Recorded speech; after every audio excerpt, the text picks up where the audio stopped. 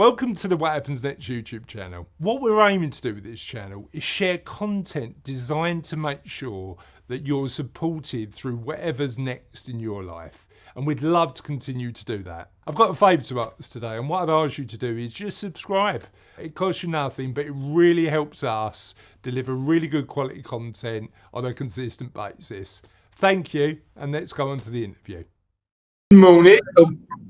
Good morning and welcome to What Happens Next Live, the show where we try and explore the challenges we face when navigating change and thinking about what happens next in our lives.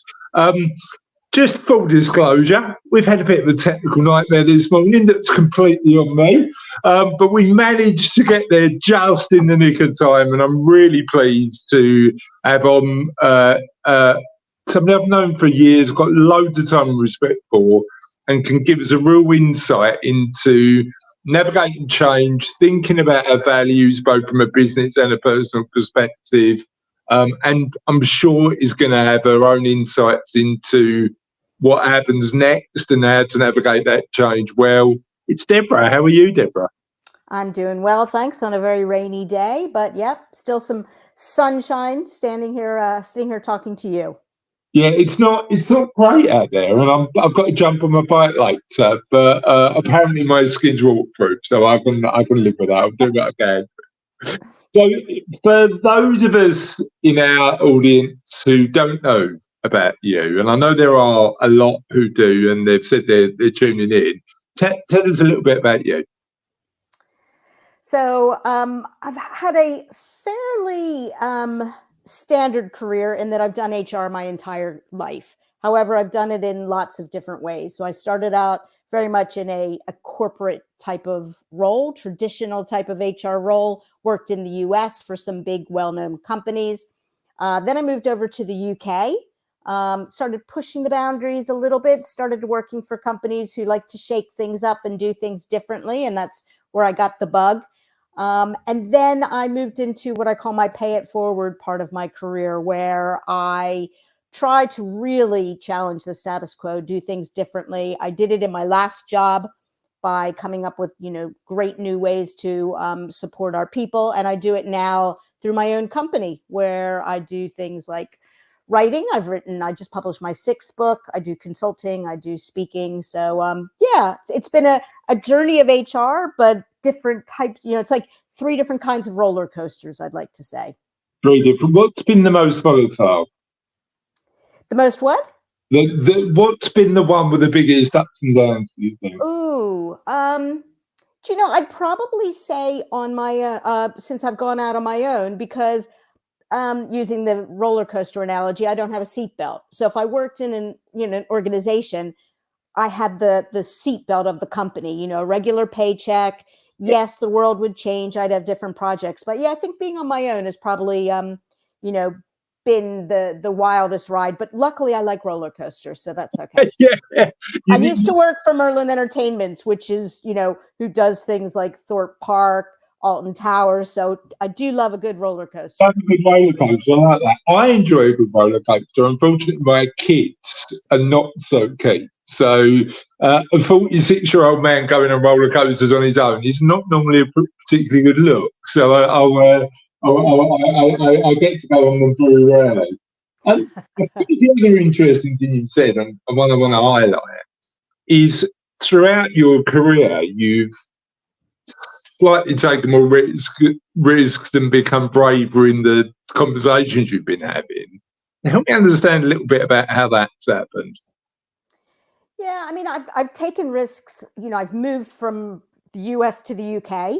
Never had done anything like that. I had just gotten married. I had done a role which is very much US HR. And then all of a sudden I moved over here and was responsible for European HR. Then I moved into roles where it was international. Then I moved into roles where I was like head of, and I moved probably within the UK. I probably moved 4 times for my job. So it is interesting. It's funny because I call myself a risk taker in corporate. And I guess I am a risk taker on my own, but I don't think of myself as a risk taker, but I guess I am, even though I can't say the word. Yeah. Yeah, I'd imagine that as long as you've got an element of calculated risks and you've looked at the pros and cons, it's part of the element of doing that. Really, Well, really interesting. I was going to say, you work with me. You know that I need to have a little bit of security on the side. So I have to have one thing in my life that is stable, and then I go and take the risks. I can't have I think you're everything right. in my life roller coaster. I think you're right. It's about balance, isn't it? Mm. It's about that element of knowing that you're secure enough to actually go and do the work you're passionate about, or the life you want to lead. And I think that's the interesting thing. It's never I don't meet many people who are 100% risk takers or 100% safe. It's just making sure that it's the right balance for that individual at that time in their life. But what I'm curious about is that element of evolution, because you've gone through some sort of what happens next moments in your life, and continue to. With hindsight, what did you learn from those experiences, and what would you explain to others about going through that change? It's interesting. I think that a lot of times when you want to take a risk, either go to like a higher level job or a different organization or something like that, you start having that imposter syndrome. And I've certainly had that imposter syndrome. But I think we all just need to get over it. And for me, I was quite lucky because when I moved from the US to the UK, I applied for a role, as I said, I'd never done before. I had only done like one part of HR in one country. And I applied for the job mostly because my boss told me I wouldn't get it. I was like, don't you tell me what I can't do. So I applied for it and they hired me. And I have to admit, I was very, very nervous. As a matter of fact, before I moved, my local supermarket used to joke and say they'd offer me a job as a stock filler because I was there at 3 and 4 in the morning because I couldn't sleep. I was so nervous. But I got here and I could do it. Yes, I had to learn it. I surrounded myself with people who've been doing it for years and years as advisors and mentors. And I sort of taught myself, if I can do that, I can do anything. And I think that, sometimes you need to push through that discomfort, have comfort or, confidence in yourself and know that, nobody has all the answers anyway. So you might as well give it a go. 100%. And as you say, that even if you've not got the answers, surrounding yourself with people with experience and knowledge to fill those gaps is really useful. What's been your experience with mentors? Has it been, because my experience is that actually people are willing to help, right? If you are. So what's been your experience, both as a mentor and I'd imagine a sort of mentee, but also I'd imagine as a mentor to other people who are coming through in the HR world? Yeah, I think you're absolutely right. I think that you'll be surprised at people of all levels. A lot of what I do when I write my books is I interview people. And I remember when I first started contacting people, I was like, they're not gonna talk to little old me. They don't even know me. A perfect example. I spoke at a conference once, and the CEO of WD-40, the what you spray so things don't squeak. Yeah, He was yeah. sitting next to me. And, we just started chatting and he became a mentor to me. I just asked him and he thought, you know what, he's like me. He loves just paying it forward and helping other people.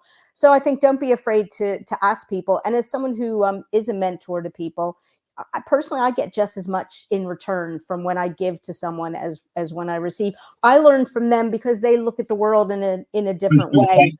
Right? Yeah, and you want people like that. If someone is not keen to be my mentor, I don't want them because I want someone who is there for the right reasons.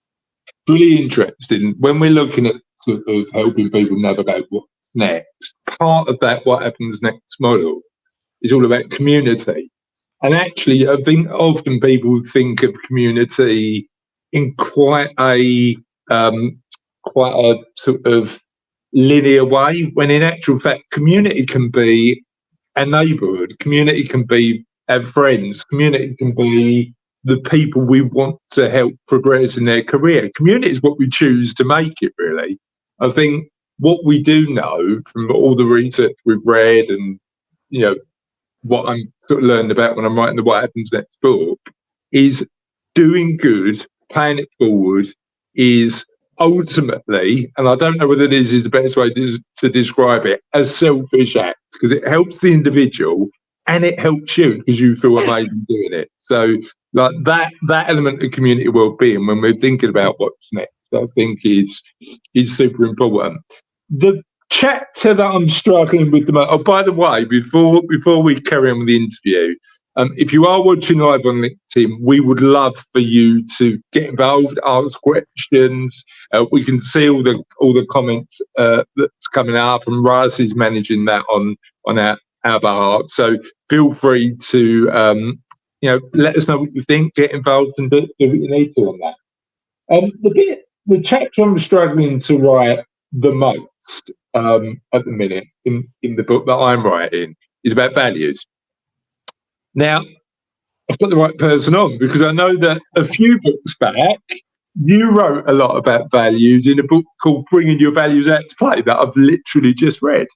So tell me, and what I'm writing about is personal values, thinking about managing change, thinking about what really matters to me as an individual and what matters to the people who are reading the book, and working out how that then helps you define what to do next in your life.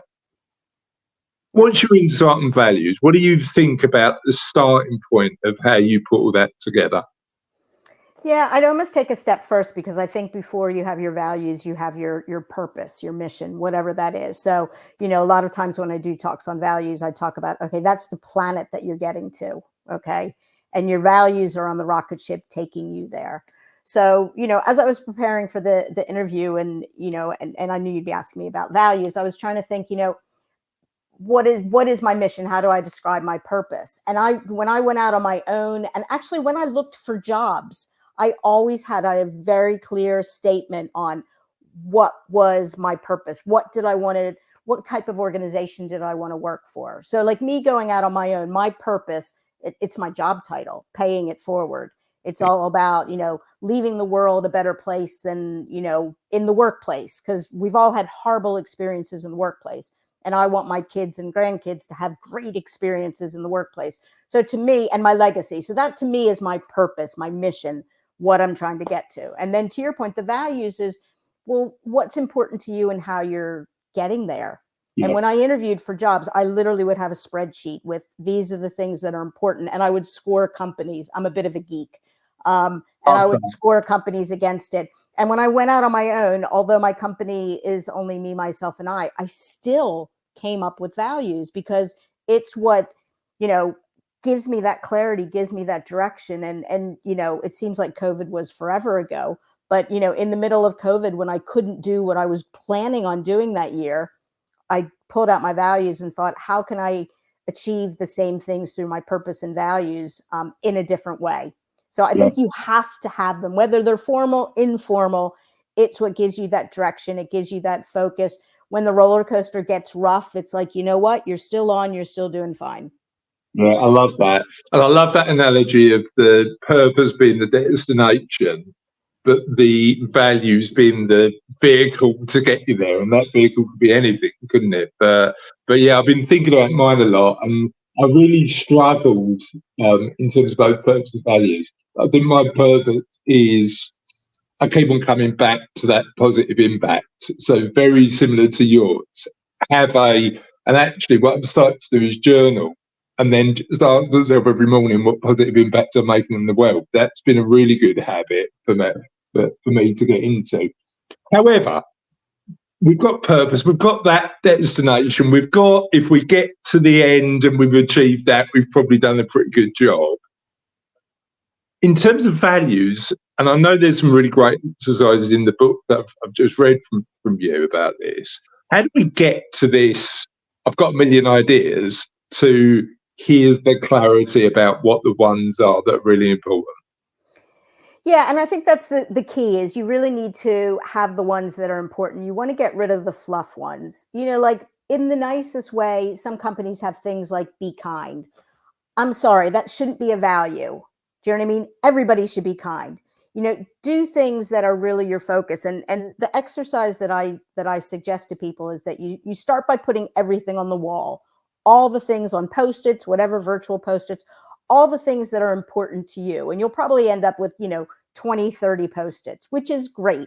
And you don't get rid of them. You still use them. But then you think about which are the ones that you want to invite to the table, which of the ones are either most important to you, or if you have a business, which are the ones that make you stand out. So like for me, and I think you have this as the title of our talk, to me, one of my values is open the door to possibilities, because I think one of the things that is really important to me is I think too often we do things the same way. We jump to no instead of yes. And actually, I think this is probably one of your values as well, because I've seen this with you in action. You're all about trying to figure out through complexities how to get through adversity and figure out a solution and such.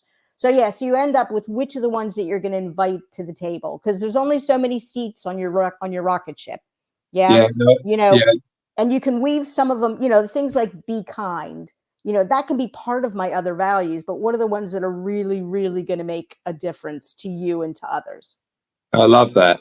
And that element of open-mindedness is a really interesting value to have, isn't it? Because then it, as you say, it's like, well, I'm not just being that. How's that met? So here's what I'm curious about. How's that manifested it in your work life? And if we're thinking about this from a perspective of what happens next in our lives, and we've got, we've sold our business, or we've left a job, and we're thinking about what happens next. You notice I'm trying to avoid using the word retirement, right, Debra? I'm doing a fairly good job so far, but we've done that 40-year career, and we're thinking about what's next. How do those values manifest themselves? Because I'd imagine they've got to turn into behaviour at some point. So talk me through your process about turning those behaviours into actions. Yeah, and I do think that values are, your business values, but they're also your personal values. And they can't be different, because if there's a disconnect between them, we're the same person in work.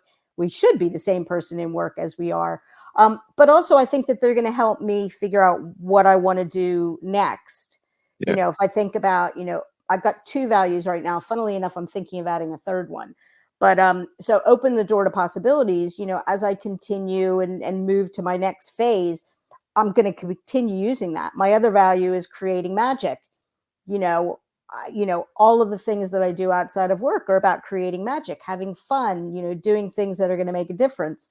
My new one, I went to a development session. It was something called Power Up, which was great. It was all about how you can harness your power and use it in the right direction. And it made me realize that actually I think I need a new value to get me to my next phase, which is something about pushing through the fear and trying new things, because, if I only want to work for this many more years, I better push through the fear, or I'm not going to be able to leave the legacy that I really want to leave. So that's another thing about values. They shouldn't be stagnant. As you change, as your phases of life changes, your business changes, you need to continually reevaluate them. 100%. And it's really interesting. A lot of the clients that we work with are going through that reevaluation process, because it's, it may be part of the reason they're sitting in front of me as their financial planner, because it's like, well, actually, I'm thinking about this stuff. I need to answer the money question so I can then be comfortable enough to take the risk to evolve. And it's a really interesting paradox. Do you think we've talked about evolving values, and it's funny. I look at my own personal experience, and when we started Sabello 14 years ago, it was, can I feed my family? Was like sort of like the make sure that they're okay. But it does evolve over time as your life changes, doesn't it? It's interesting. Absolutely. Do you think purpose evolves? Do you think that destination evolves as well? Yeah, I mean, that's what's good about financial planning. You've got that destination and you're figuring out how to get there, but you're constantly changing how you're going to get there. Also, what's the most important? When my kids were in school, I had to spend a lot of money on school. Unfortunately, they're older now, but now I need to spend money in helping them start out in their careers. So, yeah, it's I at some point in time. Yeah. Yeah. Yeah. So purpose. Does purpose evolve over time, do you think? And how does that change? So does the destination change? I do think, because right now, if I think about where my balance is, my balance is on my career right now.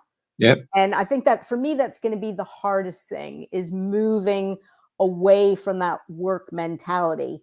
But that's Right. where I need to think about, how can I do it in different ways? So, if it's important to create magic, how can I do that through volunteering? How can I do that through travel? So yeah, I do think my destination is some point is going to have to change, because if not, I'll be a very frustrated person just looking around, thinking, why am I not working, type of thing. Yeah. It's interesting though, isn't it? Because so many, I mean, I've got a few clients at the minute that I'm having conversations with who are sort of selling their business, finishing their sort of main chunk of their 30-year careers, and then maybe not immediately, but eventually returning to work. And actually, we've got some NHS consultants who are doing this at the minute through the NHS Retire and Return scheme, because the NHS need really good people to stay on. But I like work. I might change my mind in the future, but I actually like the intellectual stimulation it provides.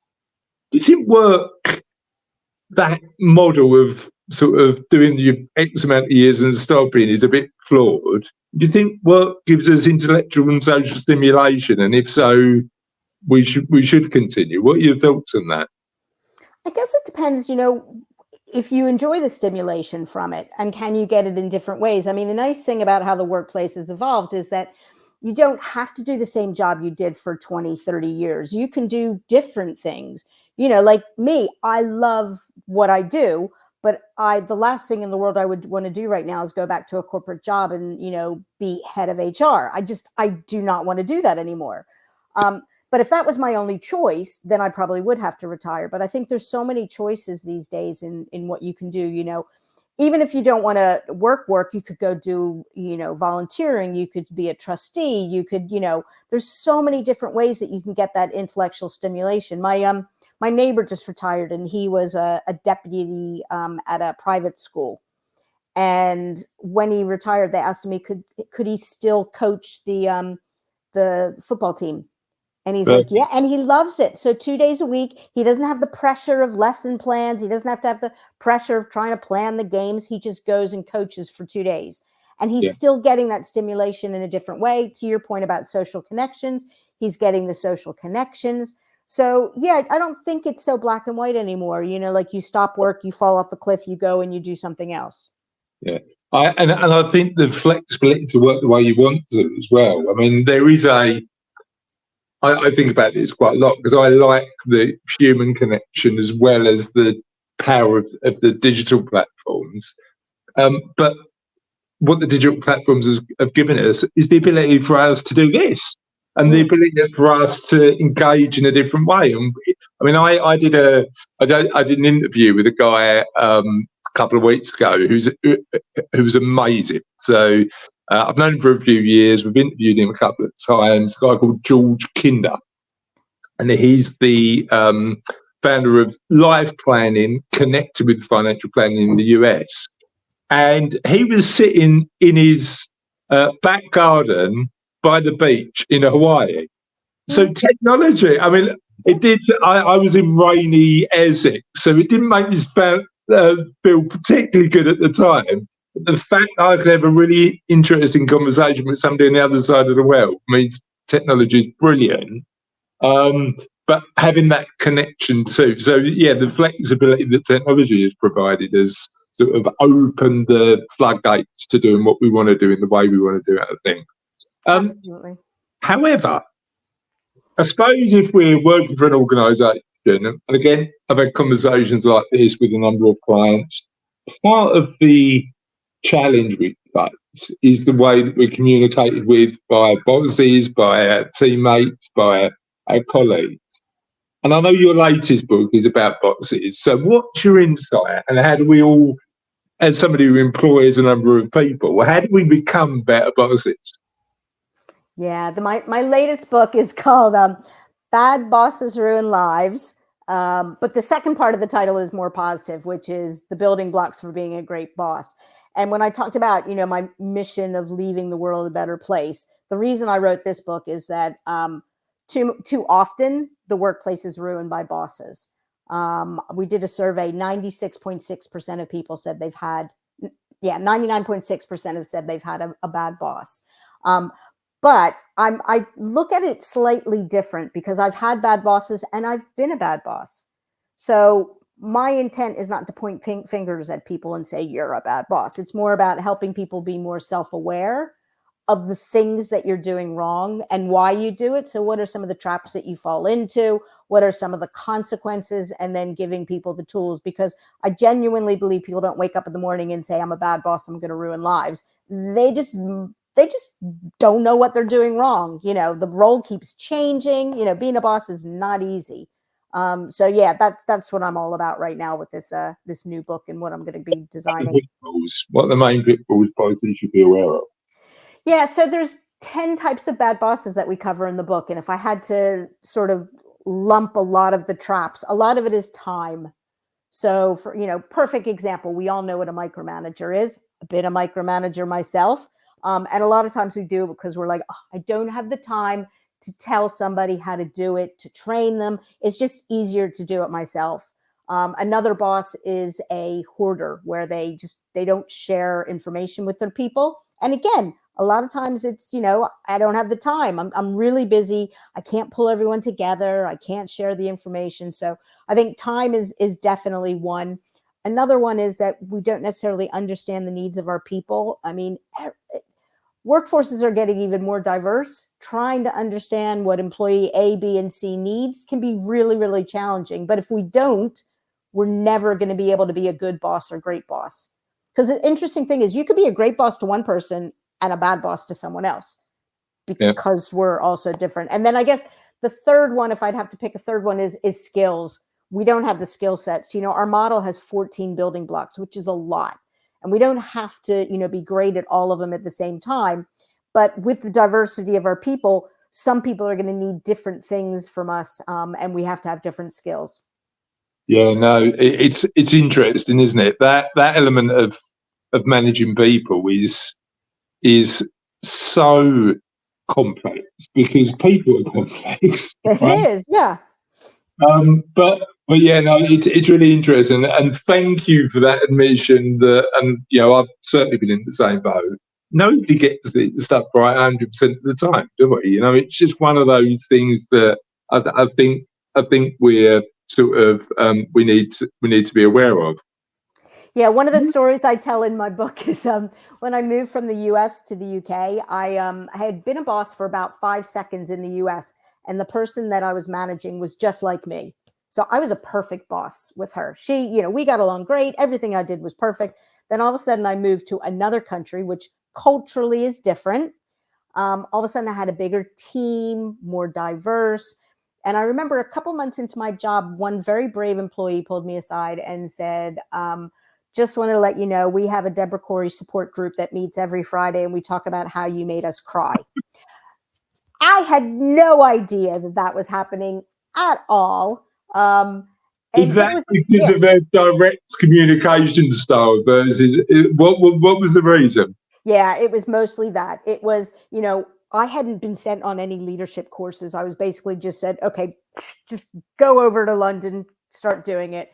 And I was managing the way my bosses in the US had managed me, to your point, to the point, which I shouldn't have done, because I actually went to cultural training, and they did talk about how in the US, you go right to the point. In the UK, take a little bit longer. I think it's changed in 20 years, but you go a little bit longer and then you go for the middle. But yeah, I did make some mistakes, but as soon as they told me, I apologized.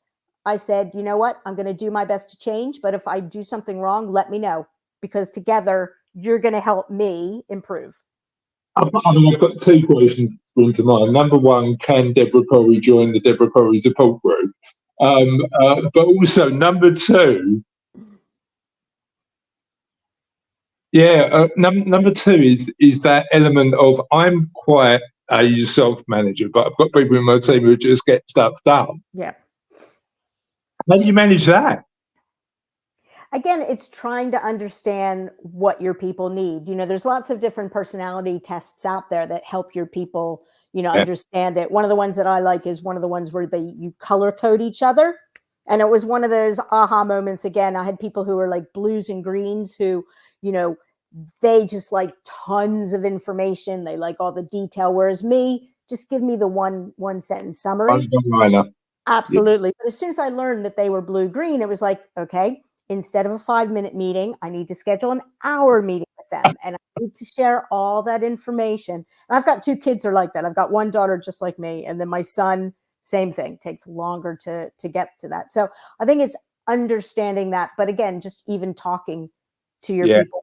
We created I say we, my husband wrote the book with me. And the great thing about him writing it with me, besides being a leader himself, is he's a techie, and he created an app for me that you can, as a boss, take a test, and it'll help you.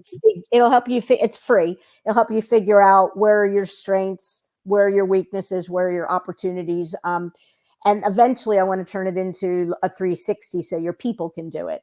Love that idea. Absolutely love it. Where can we find that? It's on our website, which is badbossesruinlives.com. Just go to the assessment part of it. But yeah.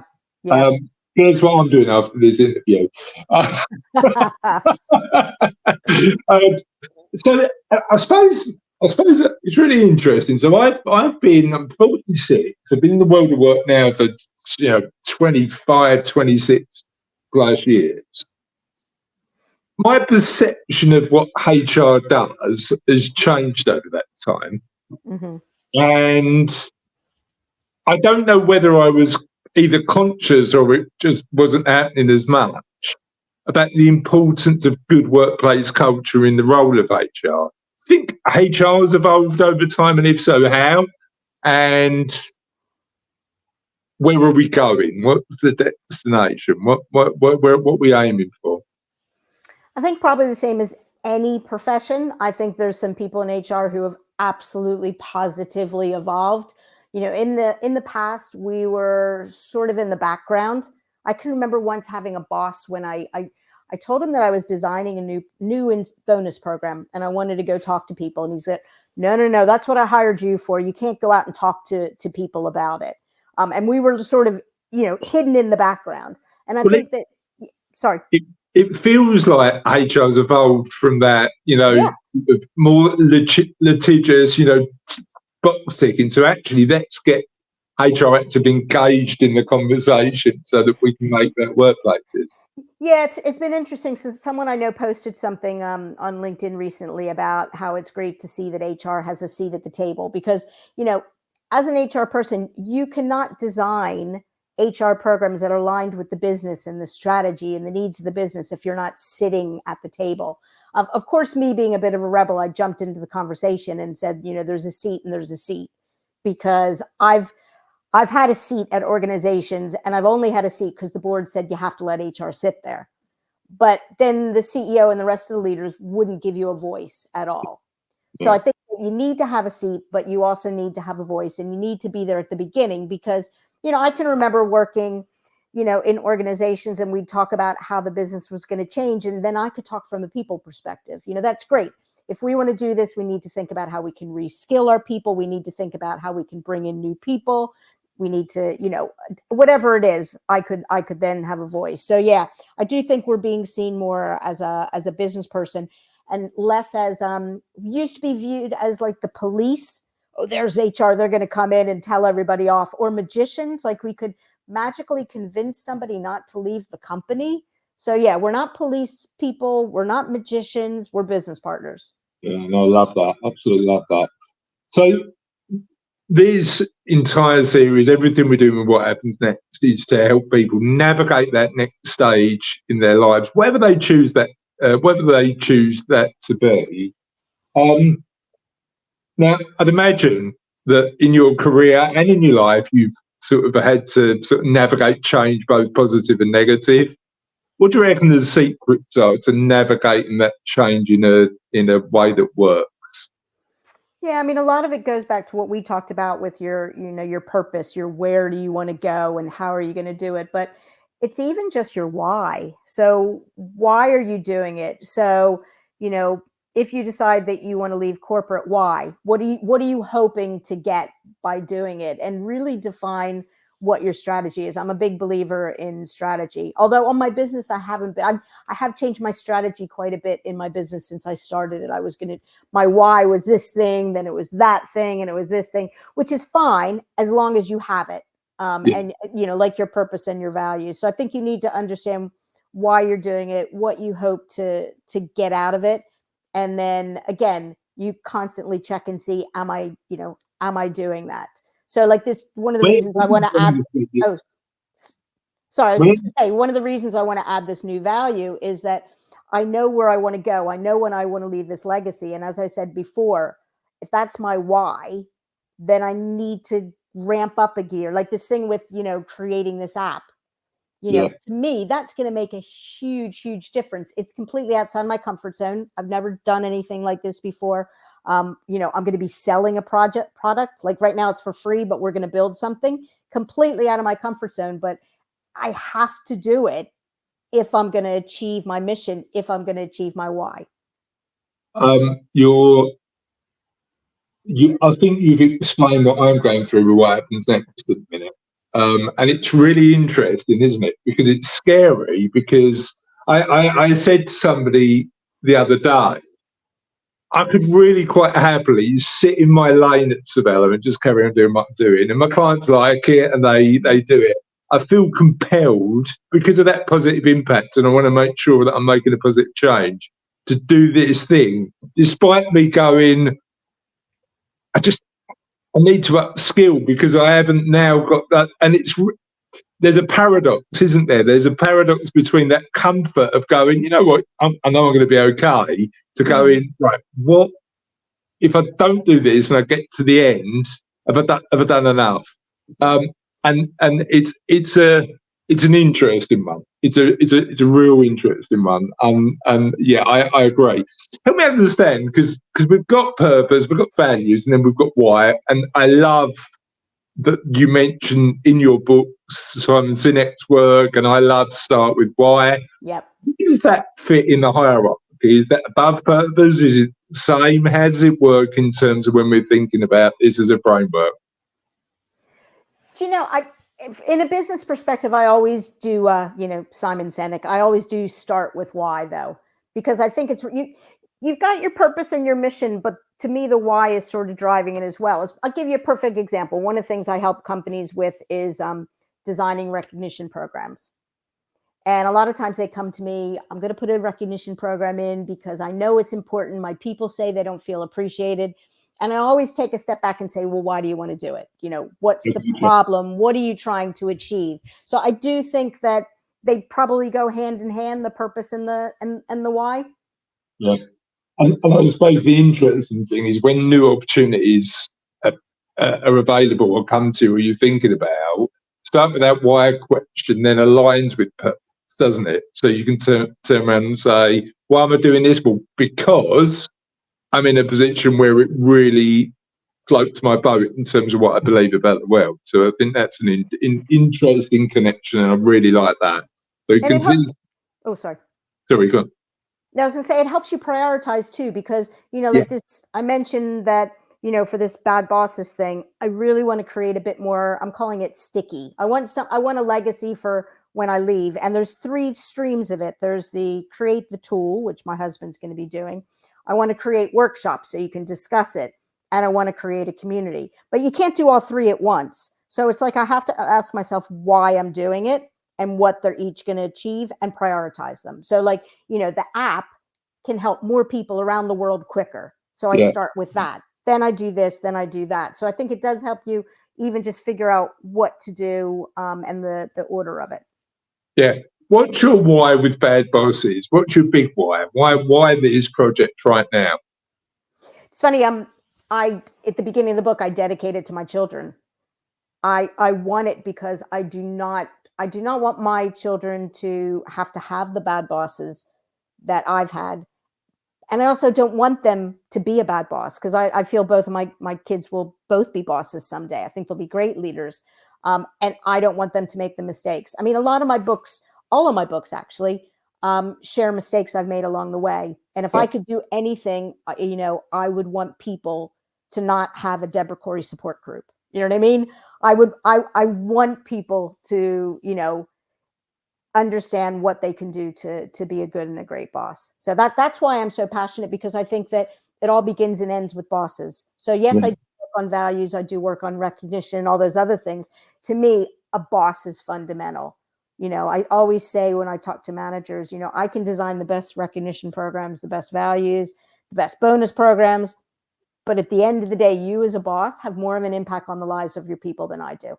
Yeah, really interesting. Really, and you've got to live by example, right? Because I know that when we started our business, and it was effectively a blessing in disguise, part of the motivation was working for a big corporate organisation in London, going in every morning, and they had these values emblazoned on the wall.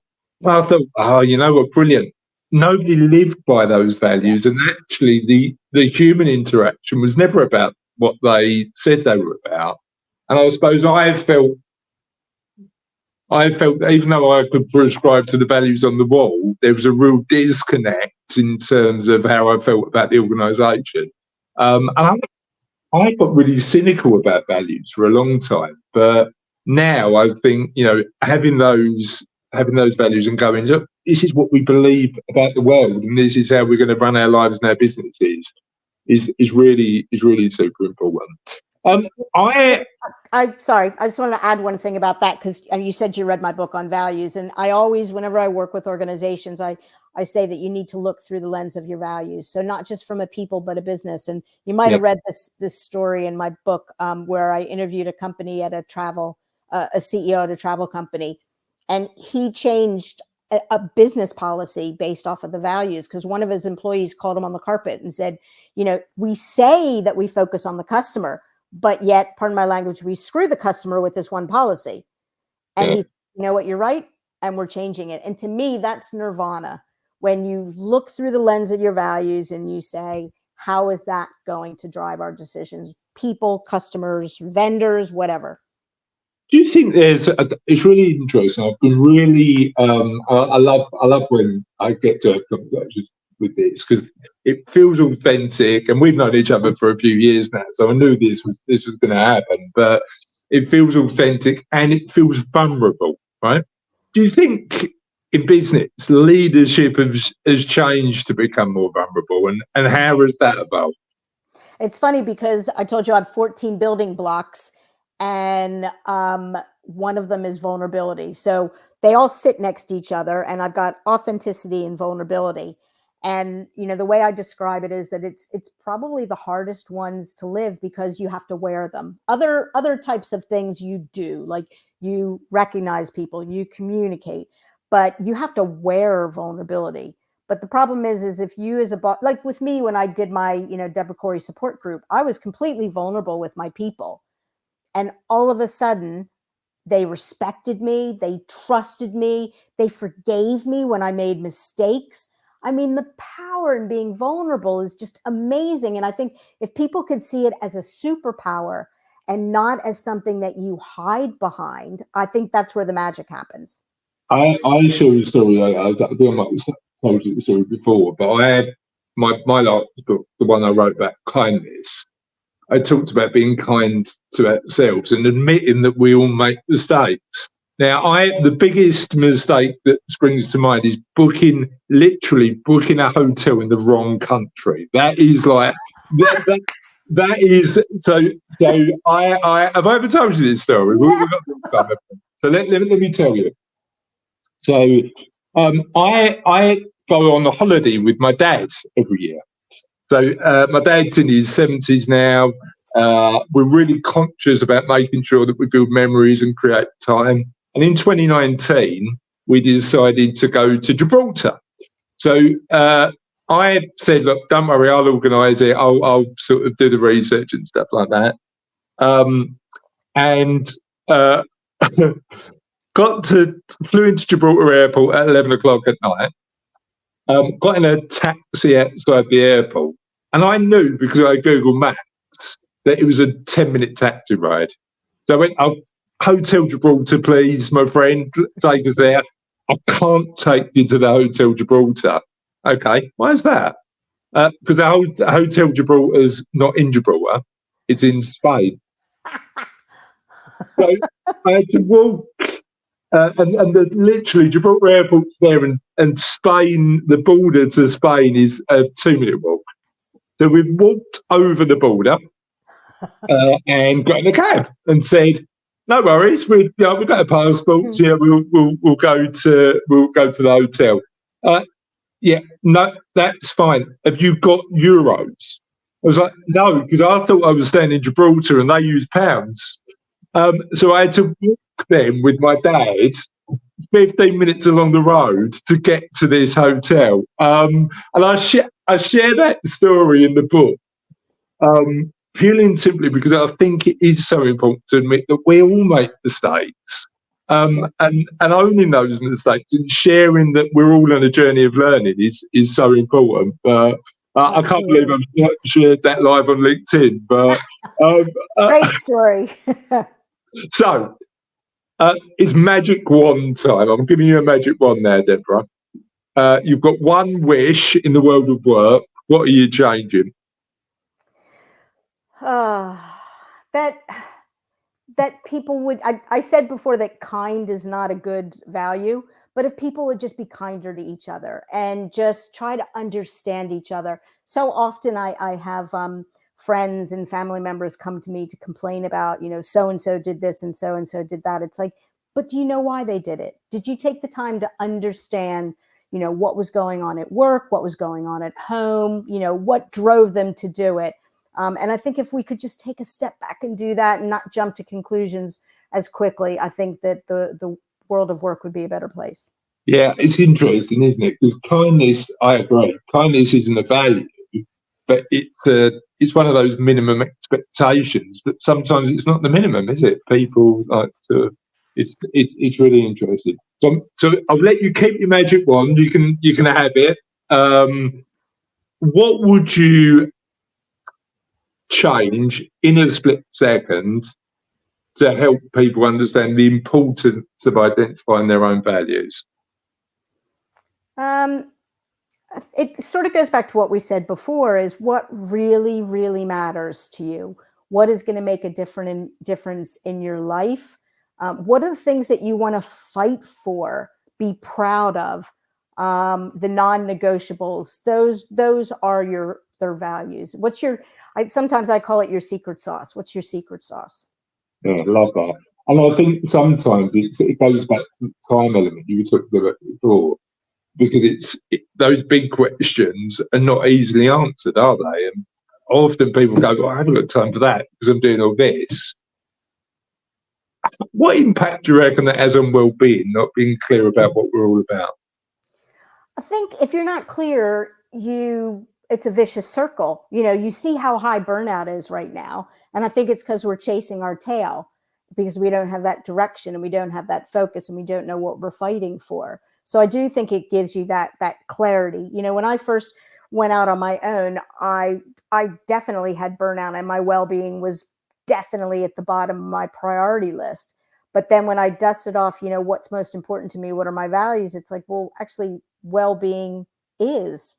Yeah. I told you I went to this power up thing the other day and we had to pick our 3 priorities, and well-being was, and it was like, okay, then you better start making some changes and doing things differently. Yeah, it's interesting, isn't it? And it's that push and pull between making an impact, but also looking after yourself so that you can make that impact over the longer term. I think there's a balance that we, particularly if you're driven, you can struggle with. And let's talk tips. So you get to keep your magic wand. You get to broadcast to the entire planet about what happens next. What are the 3 tips you'd share when thinking about navigating what happens next? The first one are the strategy things that we talked about before, the what, the purpose, the values, those types of things, and constantly assessing them. I'm a big believer of the one foot in, one foot out. So, if you want to try something, like for me, before I went out on my own, I had a corporate job and I went part-time, and then I tried my hand at it. Yeah. So there's nothing wrong with giving things a try and finding ways to, to do that. Interesting when it comes to bosses, I tell people, if you want to become a manager for the first time, volunteer for a couple projects, see if you like it before you do it. Yeah. And then I guess the last one is, it links to my new value that I have about this bit about having no fear. You're never going to get what you want if you're not going to be uncomfortable. So embrace the discomfort. Give it a try. If it gets too painful, step away. But a lot of times once you jump in, it's like, oh, it wasn't as bad as I thought it was going to be. Yeah. I one of the books that I'm referencing in the writing I'm doing at the minute is a book called Design Your Life by Bill Burnett. And he applies design thinking to thinking about what's next. Mm-hmm. And it's really interesting because one of the things that he recommends, he's got an amazing TED talk, by the way, and certainly worth looking at, is low-cost incremental experiments. So that element of saying, well, what can I do just to try it out? I haven't got if I'm thinking about what happens next, I haven't got to retire and then, but I can try some new stuff out ready for what's next, or have a side project, or do this sort of stuff that doesn't matter if it doesn't work for me because I can give it up, but I'm just trying stuff that's slightly different. I love that idea. I want to make sure that everybody can find you and look at the books you've written and the amazing work you're doing on helping all of us to become better boxers. And I'm certainly going to be doing the assessment today. Where can people find you? So it is a bit confusing because I have two websites. So I've got my Bad Bosses Ruin Lives website specifically to that. And then I've got my debcohr.com website, which has other things. As I said, chief pay it forward officer. So there's lots of freebies, downloads, blogs, all those types of things. So yeah, by all means, just go and read whatever you can that helps you. Perfect. Debra, thank you so much for your time. I really appreciated it. And we will see you next time on What Happens Next. That sounds great. Thanks so much. You're welcome.